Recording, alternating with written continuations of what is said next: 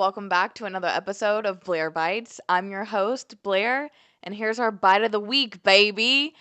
So, some of you may know, I know that TikTok knows, and I know a little bit of Facebook knows, but the whole world doesn't know that I got jumped 2 months ago on October 12th. So, almost 2 months ago to the date, a little bit more. And from there, I ended up getting charges pressed against me, even though I got jumped. And I'm living throughout this court case thinking, how in the hell did this happen? Well, you're about to find out because I found out on the first court date, and let me tell you, it checks out. It checks out. I get why I was charged 100%. When you get jumped by one big bitch and the other saggy titty bitch, you expect things, right? We all expect things from shitty, blonde-headed, dirty, shit, fuck heads. So, my ex-best friend is getting married today. Happy wedding day, ex-best friend. And 2 months ago was her bachelorette trip on Folly Beach in South Carolina.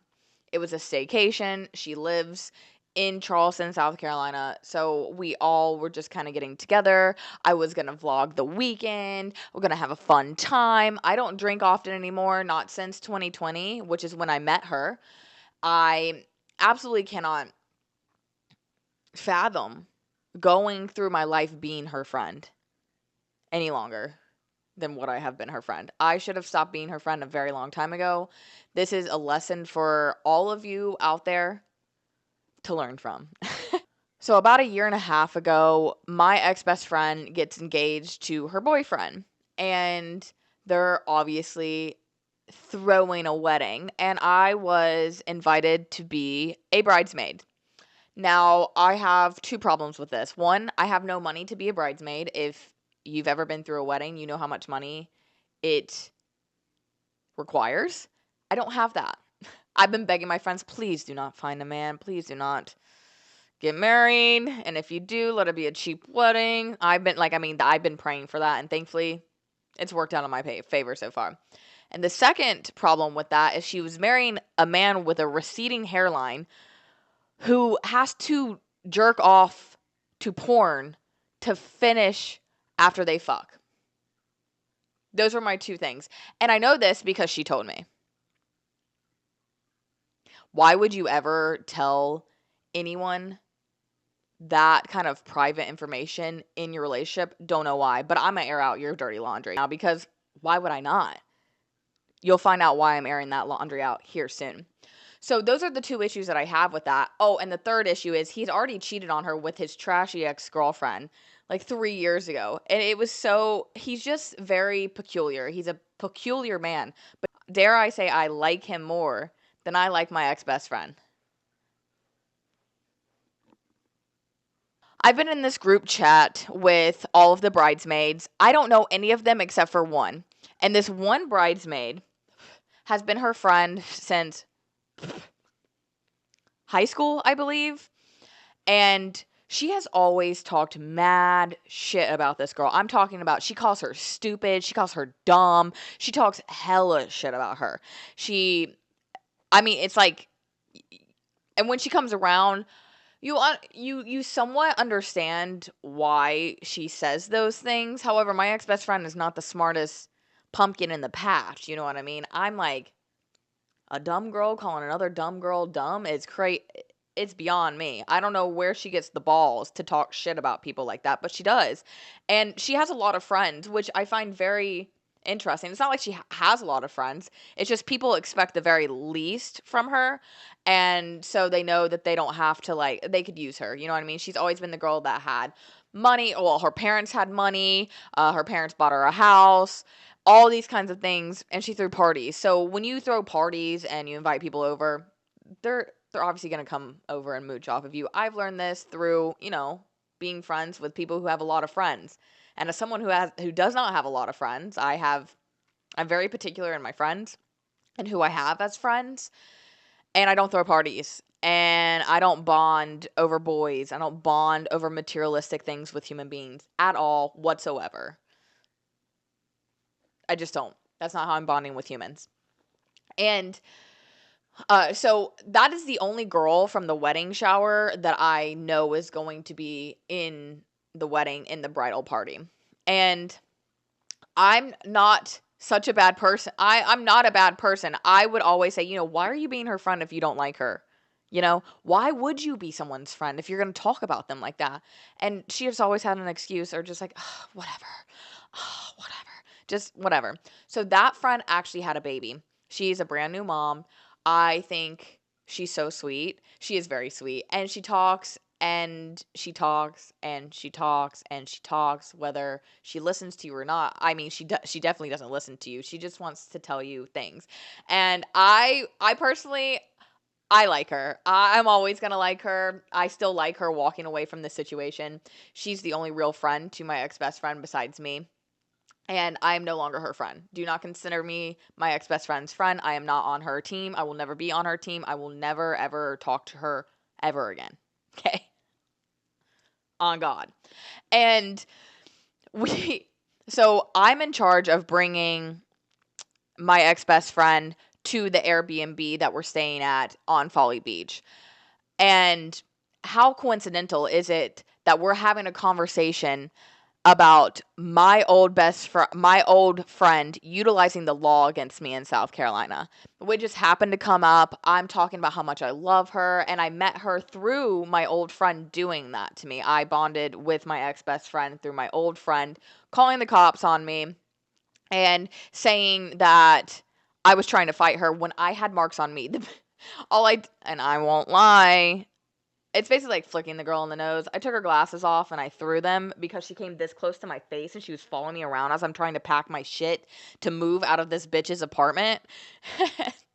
And it was so annoying. Like, when someone's like you like this, I mean, I don't hit, I don't fight. I cannot fight. I've never been able to fight. I don't know where this whole thing comes to play. I can literally prove to you guys that I don't know how to fight. Someone volunteer and then come around and they will be like, yeah, Blair's weak. I wear a brace on my arm, and I should be wearing it on my right arm too, and this is my strong arm. It ain't that strong. Well, so I take her, we're having these conversations on the way to Folly Beach. We get there. It's gorgeous. They do like a Last Fiesta type of theme, so it's a Mexican type of theme. It was cute, and they really went all out. And we had a shot before we went to go grab tacos at Taco Boy, which was right up the road.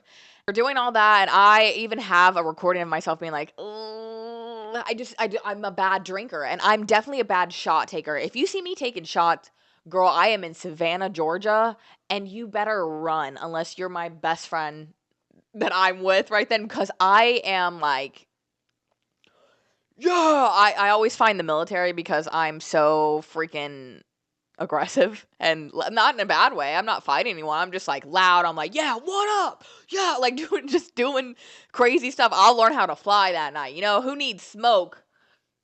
That's what we're calling that. Who needs that when you can just be Blair Logan and take a few tequila shots or do a missile? You know what I mean? Who needs it? Not me, let me tell you. Well, we get to Taco Boy and I have another shot there and 2 margarita drinks. I know my drinks, y'all. And this is over the course of 3 hours now. While we're sitting at Taco Boy, one of the girls who was in charge of taking all of our money for the Airbnb, setting up the Airbnb, we'll call her Big Bitch. Big Bitch was talking at the bar like, I wasn't sure I was going to like you because I called her out in our group text. She made a joke about smoke, and my ex-best friend has overdosed on smoke 3 times. I don't play that. I have friends that are addicts. I've had friends that have beat addiction, and I have a medical background. Go figure. And really, I just listen to people who struggle at the end of the day. And I do not like that. I don't play that game. I don't want people joking about it around addicts that are struggling with something. Their mental cannot handle it. They'll make a joke out of it. It's not a joke. They want to relapse. It is something that I know because addicted people tell me this. People with addictions tell me this. And she was saying, yeah, I didn't know that if I was going to like you, I'm not going to lie. And her aura is just giving big bitch. You know what I mean? And she is a big bitch. So she was giving it. You know what I mean? And she's a Sagittarius. If you know anything about me, I'm not really into the horoscopes, but I've been told I'm a 6-planet Scorpio that rises in Gemini, whatever that means. But I don't like Sagittarius, point blank, period. I've had 2 quote unquote girl best friends that were Sagittarius, and they just always want to be right. They always want to poke fun of you too. And I just don't fucking like it. I just don't fucking like it. Okay? I don't like it. And I don't give a fuck if you're a November or a December Sag. I don't fucking like you unless you're Alexis from my childhood. Alexis is the only Sag that I like. And who knows if Alexis and I would like each other if we hung out 24/7. You know what I mean? Her dad and my dad were best friends back in the day. And I still rock with her. I loved her as a kid. She's like 6 years older than me. And I still like her now, you know? But besides that, unless you're Alexis, I ain't fucking with no Sagittarius bitch. All right? That point blank period. And so we're just sitting there, we're talking like that, and I just get a weird vibe. I don't go out in public anymore. I know that this sounds crazy, but I can read energy so well that it makes me nauseous to be close to people with bad energy. I don't like to I wish cameras could follow me around. You guys could see exactly what I'm saying, because when I'm out, if there's like at a bar, for instance, if you have anxiety, I'll be like you can see me physically uncomfortable in a bar, and it's because I'm feeling people's energy. I will stop people and be like, "Do you have anxiety?" And they'll be like, "Yeah." And I'll be like, "Damn, can you get away from me? Get away, dude! Get your shit energy away from me. It's just exhausting, you know." But on the contrary, if you have really great energy, I'm just like, yeah. But you don't get it often. My best friends all have anxiety, so us being out in a public vicinity does not equal no anxiety. It equals anxiety. It equals just trouble. And so I just get a weird vibe from that conversation in general, and I make a mental note. Obviously, the bitch doesn't like me. And this girl has been friends with my ex-best friend far few years than I have been friends with her.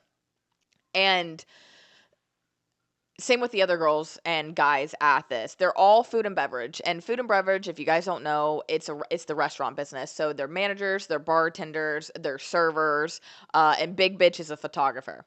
And it is what it is. And yeah, and I came from food and beverage. That's how I was able to bond with a lot of these people. But now obviously I opted out of that world. I may go back in. I'm not a big fan of it though. I'm really not. I'm just not. You can make a lot of money. I'm not a fan of it. So after we have these drinks at the bar, we go back. And from there, the girl with the baby says that she's going to come. And she didn't want to be away from her baby. That's why she couldn't go out to dinner with us. And finally, it's 11 o'clock, so she decides to come on down. She comes down, and I want you guys to remember that this girl, I don't like to call her slow because I don't believe that she is slow, but I do believe that she speaks in a manner that makes you be like, uh-huh, that's nice. That's just how I'm going to put it, okay? And she gets there. We make her have a shot. We're all like having a good time. We're chatting. I go in and play with the dog. And we'll call this girl saggy tits. So we have Big Bitch and we have saggy tits. Saggy tits come in there because she brought her dog, and my ex BFF didn't even want her to bring her dog, but she did, and I'm the only one being nice to the dog because I noticed that the dog is a good dog. Like, again, I don't really like dog. Like, it's not that I don't like dogs. I just am not going to go up to your dog and play with them or anything. But this dog was so cute. I liked her. And I was in the room playing with her, and Saggy Tits is just being so nice to me. Just like thanking me for being nice to her and blah, blah, all that stuff because she knows that the dog wasn't welcomed. The whole party is partying, and then the dog wants me. I'm just in here playing with the fucking dog. I have 2 White Claws. Maybe 3, but definitely 2, and 1 other shot when we get back. No, I didn't even have a shot when we got back at all. I just had White Claws. And we're drinking, we're having a good time. The girls start to get loud. And I'm thinking to myself, oh, well, let's rewind. So I'm drinking. I actually have video footage of me being on the floor playing the Marias. I'm all by myself because everyone, and there is a gay man with us. I'm guessing that he's gay. He may not be gay, but there's a gay man with us, and they all go into a room, all of them, and they lock me out of the room. And I didn't think anything of it because people always leave me behind. This is the way that it has always been. If you drink with me, my friend Jazzy will tell you this. We were always the one, her and I were always the ones left behind. That's how we became friends. And then same with my friend Brooklyn. Brooklyn is no longer with us. R.I.P. Brooklyn. I love you so much, and I do wish that you were here. But I'm just always the girl that gets left behind because people end up going to do drugs. That's really what it all kind of boils down into. You know what I mean? And I'm going to let you know that Saggy Bitch, before we went to Taco Boy, this is a very important part. This is an allegedly part, even though it happened dead in front of my eyes. I'm obviously not trying to get sued. But Saggy Bitch popped a Klonopin. A Klonopin is like cousin of a Xanax, I think. But either way, she drank on a Klonopin, allegedly. And the other girl, Big Bitch, was given an Adderall, allegedly, from my ex-best friend, but she didn't drink on it. She didn't do that. Oh, wait, she might have taken it that night. No, I don't know. I don't think that she did, allegedly. I think she was keeping it for tomorrow. But so let's just, that needs to be said in here. Now, that's allegedly, but I watched it with my own two eyes, allegedly. Okay? And I will insert the footage here. Here's the footage of me bebopping on the floor to the Marias. Where are you going? To pee and then leave me?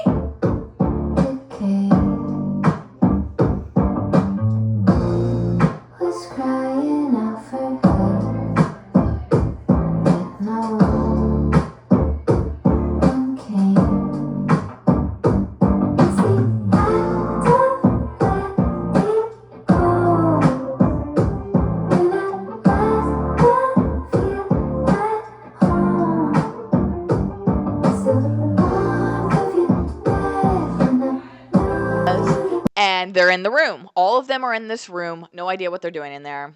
No idea. Truly no idea.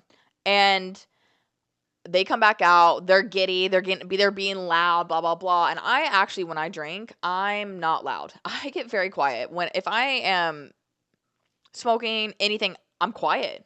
I know it's completely opposite from what you guys know me as, but believe it or not, I do shut the hell up. In public, I'm on my P's and Q's. When I'm on drugs, I'm on my P's and Q's. Drugs meaning alcohol. All of a sudden, we get a knock at the door, and it's a police officer. I am freaking out because there is allegedly smoke around. There's us being loud, and I do not like to get in trouble with the law at all. I do not. I always get in trouble, whether I do something right or wrong. I just always get in trouble, and I don't like to get in trouble. I really don't. But it is what it is. I'm not scared anymore because the truth always prevails. I have never been in trouble with the law to the point where I'm getting in trouble because I've always been lied on, bro. And it's a pattern. Whatever. And Saggy Tits is like, oh my gosh, I'm so sorry we were loud. Wait, you're kind of cute. You should come in. Come on, don't you want to have a drink? And she's like flirting with a police officer. I'm like, girl, stop that. Well, he leaves. He tells us to be quiet. And mind you, it's around 3 a.m. at this point. And they come back in, and her and Saggy Tits are like, well, Saggy Tits and Big Bitch are like, oh my God, he was kind of cute. Oh my God, he was kind of cute. Like loud again. And I'm like, mm. And then I swear to you, within 5 minutes, the girl from below comes barging upstairs and banging on our door. They go answer it and they're playing dumb, like, oh, I didn't realize we were being loud. She goes, the police officers was just here telling you to be quiet. It is 3:30 a.m. Please be quiet. We cannot sleep. We cannot doing this. This is a vacation, blah, blah, blah. And, this is a bachelorette party, so I don't know, but I didn't like it. You know what I mean? I'm like, I want everyone to be quiet. She leaves. Within moments, I kid you not, these girls are loud again. And the girl with the baby is like, okay, hey guys, like, let's be quiet. And she has like a mom voice, it's like, it's calm. It's not the tone. I have a cheerleading voice. I was like, hey, let's calm down. Let's be quiet. You know what I mean? I can be as loud as you need me to be, girl, let me tell you. And when I do that, the girl with the baby has obviously been drinking, and she turns to me and she's like, well, Blair, you're being loud. And I was like, what? It's them that's being loud. I do not like injustice against myself. I used to be able to stand it, but she just comes to me and starts like telling me to be quiet. And I'm thinking to myself, what are you talking about? It is them being loud. I have not been loud this entire time. You guys have been in a room. I have been sitting out here quietly by myself. And I was like, you know what? Shut the fuck up. Sit the fuck down and get the fuck out of my face, because she continues to talk over me. And that's the part where I'm telling you, she just continues to talk and talk and talk and talk. And she's not letting me say anything. And so I raised my voice. I'm like, sit the fuck out. I was like, I'm fucking leaving. I have anxiety. All of these girls have anxiety, by the way, or CPTSD of some sort, and then some of them are addicts. So they, of all people, should know when anxiety hits, sometimes you just gotta de-escalate and you gotta leave the scene. And I'm like, I want to go home. I want to go home. I want to leave. I don't like blame being put on me, and especially when there's alcohol involved, I just get super emotional and I just want to leave. So I'm like, I'm leaving. I'm fucking leaving. And all of a sudden, big bitch and saggy tits are like, no, Blair, like, no, no. And the mom actually sat down. She actually listened to me. She sat down on the couch. I feel so bad. I did not mean to like yell at her like that, but man, I do not like to be accused for something that I did not do or I did not partake in. And I start getting all my shit and I'm packing, and the girl's like, Blair, please don't leave. Please don't leave. Please don't leave. Please don't leave. And my ex-best friend is just quiet, and she's sitting in there in the couch with the mom. She's somewhere in the room. I don't know exactly where she is, but she's in there. And they're like, please don't leave. Please don't leave. I'm getting all my stuff and I'm packing. And I had just gotten my bridesmaid dress because my ex-best friend's mom paid for all of our bridesmaids' dress, and I had just gotten it, and it was a little too big for me. And I hadn't seen her for like 7 months, so she had just given it to me 2.5 months ago when I saw her to bring her to this bachelorette party. And I started packing up everything, and they're like, no, Blair, please don't go. And Saggy Tits is sitting on the bed, because I was going to be sharing this room with my ex-best friend. It was me and her in that room. But Saggy Tits is sitting on the bed, and then Big Bitch is sitting right here watching me pack my suitcase. And when they realized that I really meant business because I packed up everything, right on top was my bridesmaid's dress. And I grab it because I'm thinking, I better just leave it here. Something just felt like this was the end of our friendship. And you could see Saggy Tits' big pharma demon click immediately. And her eyes go from, please don't leave, please don't leave. Don't you dare take your bridesmaid dress. And I was like, don't worry, I wasn't planning on it. And I plop that shit right out of my suitcase and I zip it up. And as soon as I stand it up to go, I'm thinking, I have on my glasses right here, have on my glasses. And I'm like, where's my camera? I'm missing my camera. And this camera is $1,000. I'm still making payments on it. And I'm like, where is it? I'm looking for it. As I start walking out, I'm like, wait, I have to find my camera. They start pushing me down a hallway, which is a very long hallway that you have to go down to get out of this Airbnb. They start pushing me out the door, and I'm thinking to myself, wait, I need my camera. And I say out loud, I need my camera. I'm not leaving. They're literally pushing me out there like, leave then. You need to leave. You need to leave. Leave. If you're going to leave, leave. And they quite literally push me out the door. And I had packed up my alcohol because I bought champagne. I was the only one who brought champagne and wine. And I had packed it up because you're not about to drink that without me. And I'm thinking to myself this entire time, I'm going home. I'm probably go to my best friend's house in Mount Pleasant and stay with her because that's who I always stay with when I come to Charleston. And then I will go to, and then in the morning I'll either come back here and we'll just drop it or I'll leave. And so I'm leaving. They lock me out. I paid $225 to be at this place, by the way. And it's an Airbnb. Just keep that in mind. So I go downstairs, I unpack everything to make sure that I'm not crazy and I don't have my camera, and I don't have my camera. I'm thinking to myself, I cannot leave this camera. I cannot do it. And I was not about to sleep in my car. It just wasn't happening. So I go back upstairs and I knock on the door, and they come to the door and they're just whispering and they don't let me in. And I'm knocking. I kept knocking. I knocked for about 5 to 10 minutes. I'm knocking. I took off my shoe because my arm is so weak. I couldn't keep knocking. I'm just so weak in general. And I started hitting it with my shoe that so they could hear it. Nothing. It's 3:45 a.m. I lift open the window. The window's unlocked. And her gay friend is in there. And he's been asleep for the last like 2.5 hours. I go in there and he looks at me. He goes, Blair? I was like, yeah, they locked me out. I just need my camera so I can fucking leave, dude. And I go in there and I go into the kitchen and I start like looking. And then they're like, get the fuck out. They happen to notice me because they were in the bedroom.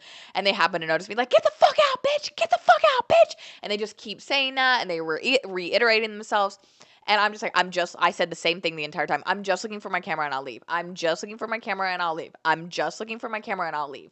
And as I'm looking for this, I go behind a chair because I'm like, did I leave it in this chair? I know I went over in this direction, but I'm not sure.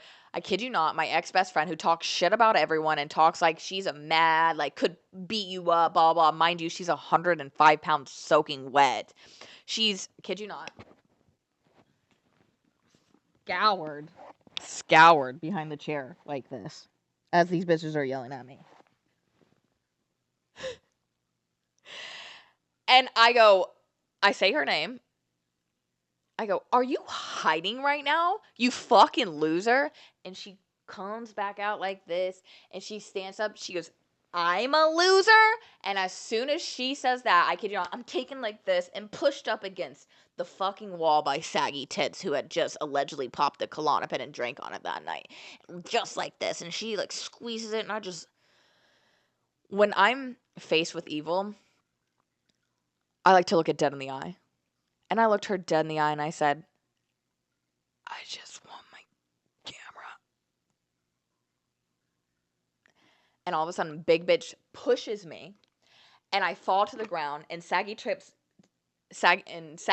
grabs my hair like this and is pulling me down the hallway just by my fucking hair. So I take my strong hand, which is my right hand, and I grab all of the hair so I won't lose as much hair, because I mean, she was literally just grabbing me by my hair, and then she immediately starts kicking me in my fucking face and in my head well over 30 times. So much so that these glasses come off like that because she kicked my fucking glasses and they're fucking broken because of that situation. And big bitch is kicking the fuck out of my chest, out of my back, out of my shoulder.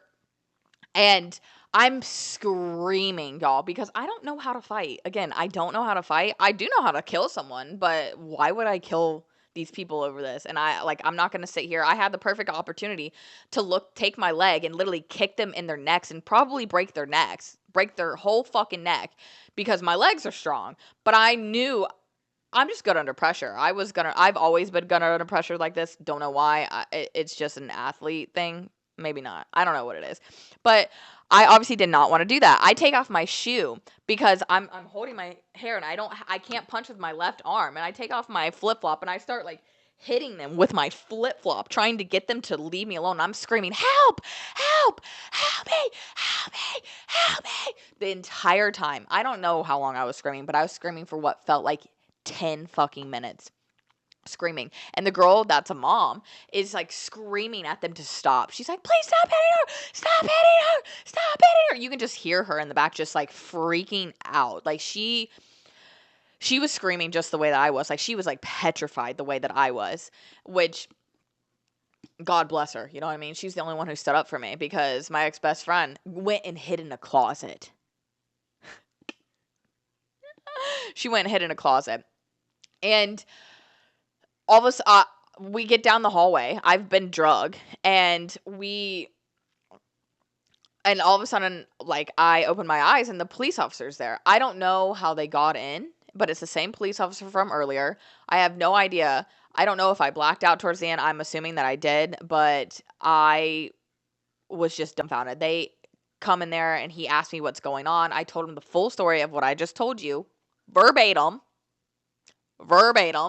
And I have clumps of hair missing. You can tell that I got my ass whooped.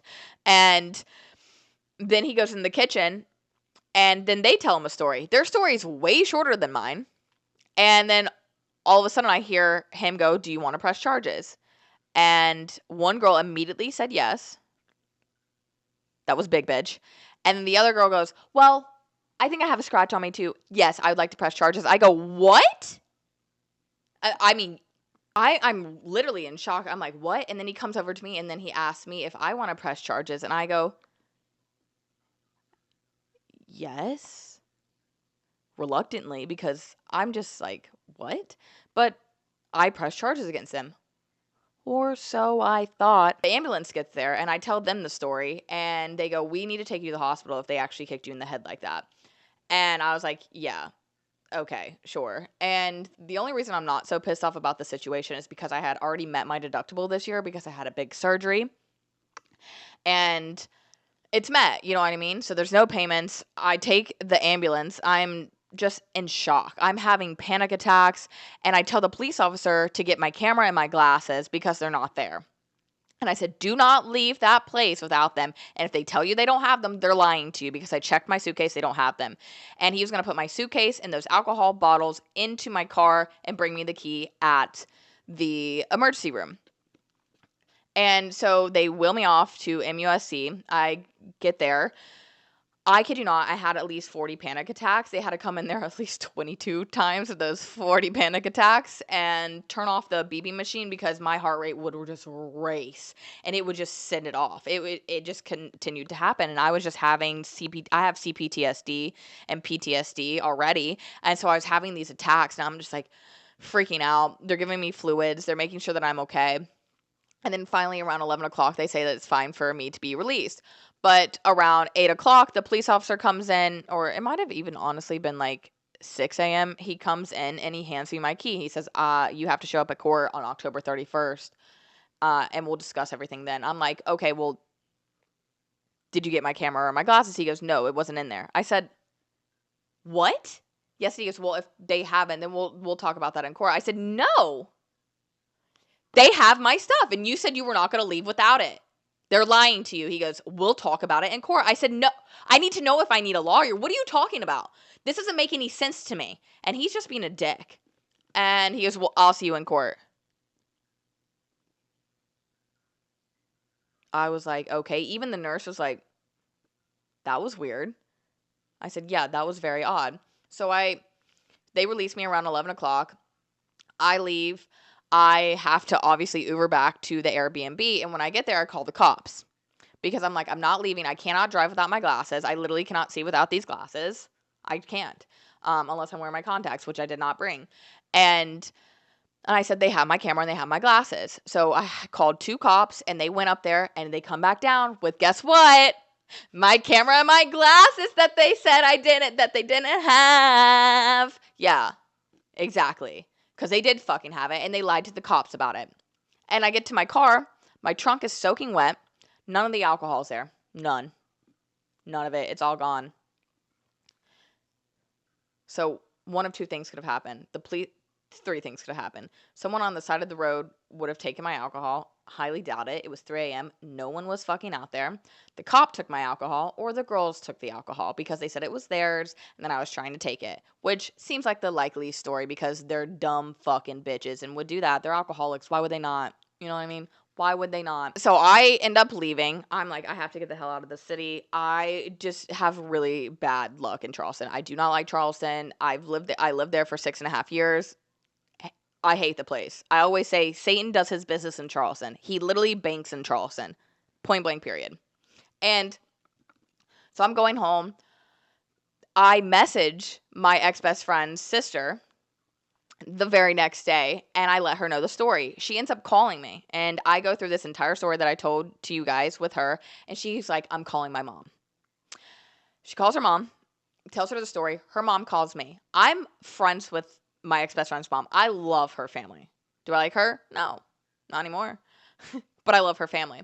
So I'm telling her mom the same thing, and her mom's like, "Blair, don't worry about showing up at court. I can't believe that this happened."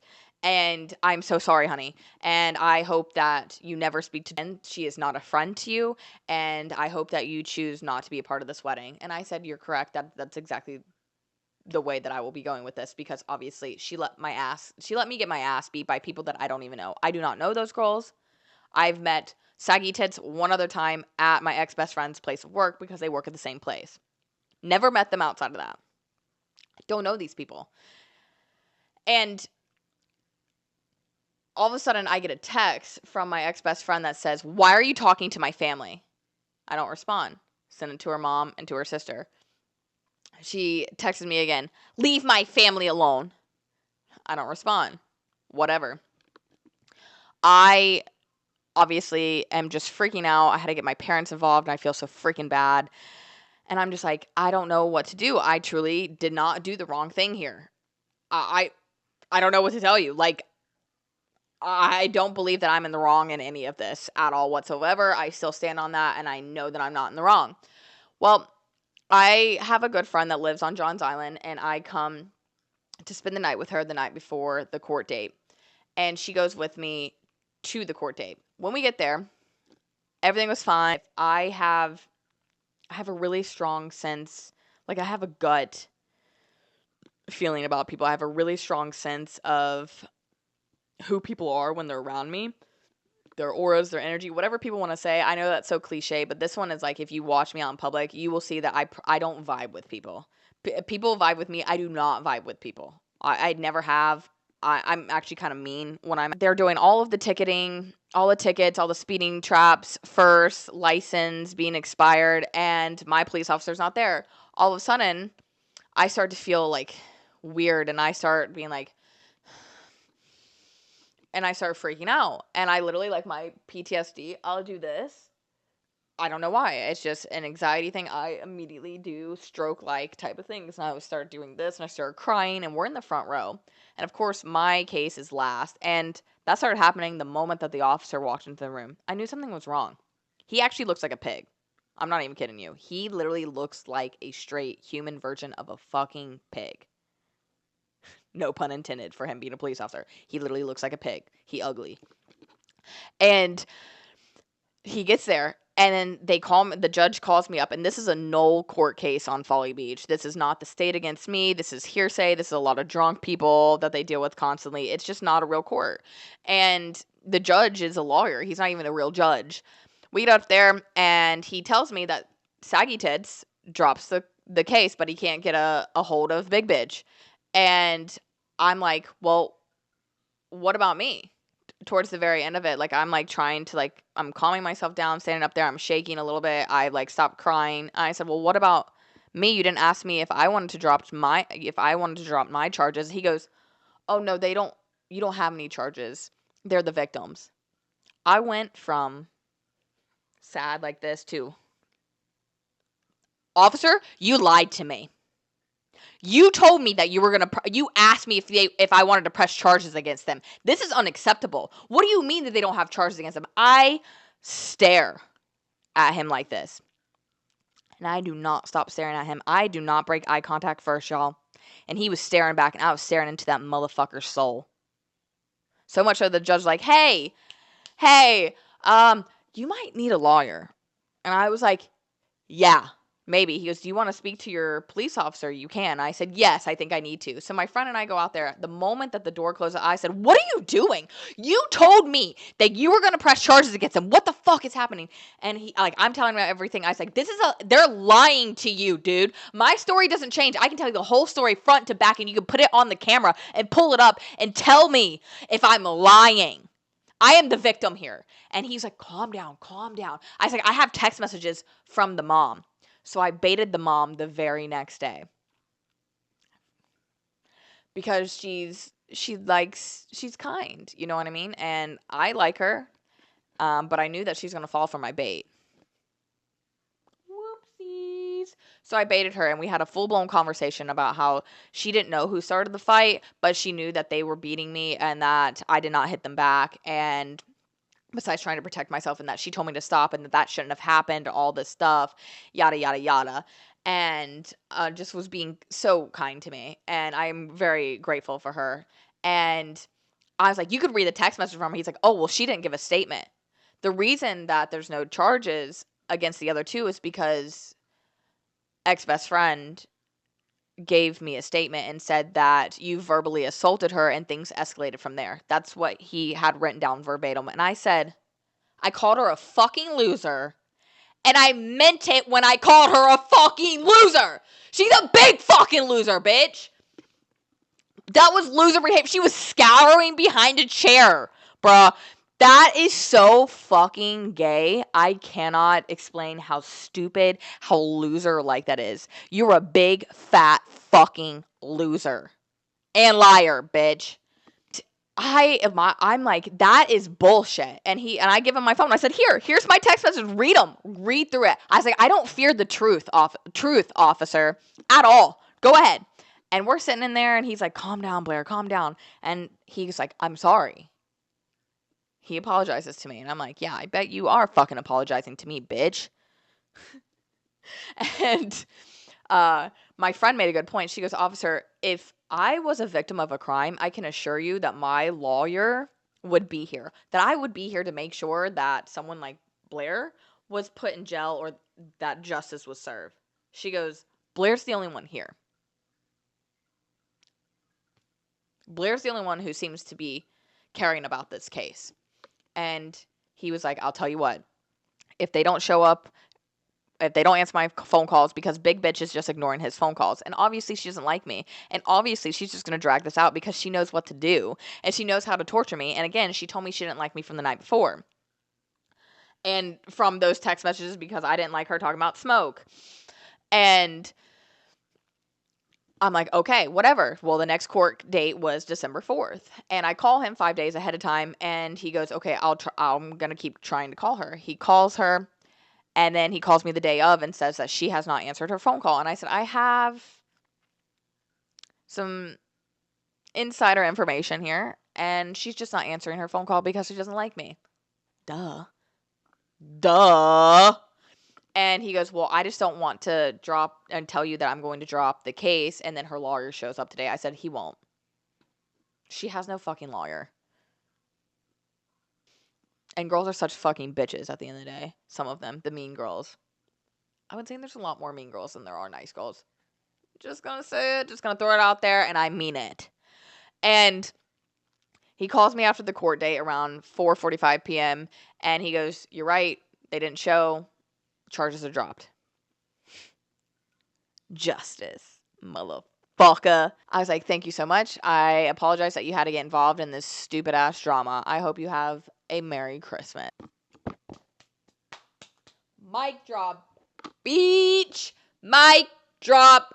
Yeah. Truth always prevails. And I'm thinking to myself, I am just so excited to know that she's a dumb bitch. And I forgot to say that not only did my ex-best friend let me get jumped, she lied on my name and she lied to the law. And that is why I'm making this episode today. I obviously do not want to reach out to her because I'm not going to put anything past these bitches. Obviously, they want to torture me. They don't like me. And when girls don't like you, they will go out of their way to torture you. They're the ones that cyber stalk and bully. Yes, I get that guys do it. It's way more girls. It's way more girls. It's been proven time and time again. I can't tell you how many girls have fake accounts that stalk people on those accounts, and they stalk random ex-boyfriends and ex-girls that were their friends on those accounts. There's so many women that are like that. I'm not like that.